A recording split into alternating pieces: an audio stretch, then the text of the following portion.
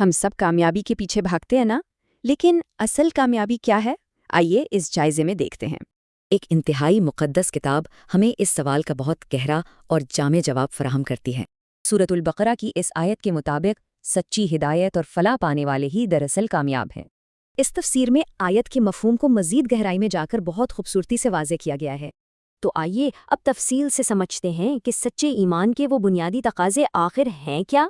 یہ تجزیہ بتاتا ہے کہ محض زبان سے ایمان کا اقرار کر لینا بالکل بھی کافی نہیں ہے، بلکہ حقیقی ایمان تو گہرے تقویٰ اور باقاعدہ نیک اعمال کے مجموعے کا نام ہے۔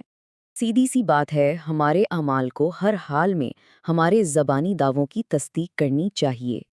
اب یہاں سب سے دلچسپ اور غور طلب بات یہ ہے کہ کامیابی کی نوعیت دراصل دوہری ہوتی ہے۔